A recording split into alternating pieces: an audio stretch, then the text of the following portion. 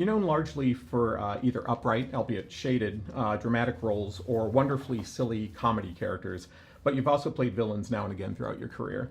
Yeah. What was it about the dastardly and dark Issac Izard that appealed to you as an actor? The dastardly and dark, I like that.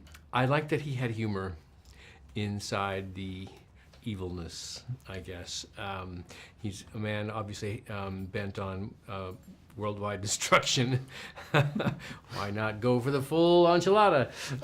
But he does it with such a panache and grace and fun and hopefully some charisma in there as well, that it was very appealing to play this character, particularly the way he looked. There was a chance to work with Eli, who I really admired, and Jack and Kate, of course. I mean, they're both phenomenal, but to do a character that had, first of all, the whole prosthetic thing, which I'd never really done before, I thought that would be interesting. And then to play this guy who obviously has a sort of a black heart, you know, evil character, but also has a lot of, like I said, charm and there's life to him, you know. He really enjoys this whole process. And that was kind of I thought, oh, this could be kind of a fun, interesting thing to do. So, what does it do to your craft and imagination when you put on the kinds of costumes that Marlene Stewart created for you, or when you step into the beautiful sets John Huttman designed for the picture? Well, it makes a huge amount of difference. Marlene's clothing was really, really well thought. I worked with her before, and it's always she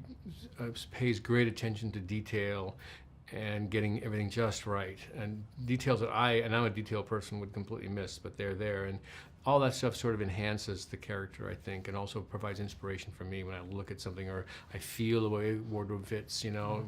It puts you into a certain kind of frame of mind. And then, of course, walking into John's sets, it was spectacular. I saw them when they were just framework, you know, it was just bare, nothing on it. And then to return and to see the work that he did and the way he dressed it and everything was incredible. So yeah, it helps tremendously. This is the third time that you've worked on an Amblin production, following roles in the Flintstones back in the 1990s and The Trigger Effect. Yeah. What has Amblin meant to your career, but also to your life as a moviegoer? Well, I mean, it's profound. You know, the pictures that Amblin does, I think, are just, you know, they're like the top tier. And anytime you could be involved with that company, it's a real prestige, and it just feels fantastic. Flintstones was again a departure for something I didn't really anticipate that was going to happen. I auditioned for that. I actually went in and read for it, not really thinking that I was going to be cast. But Brian Levant, who directed that particular picture, thought I'd make a very good evil character. That was the beginning of sort of the evilness. And the character was not. His name was Cliff Vandercave, but it was never Cliff. It was always the evil Cliff Vandercave, just in case you were wondering.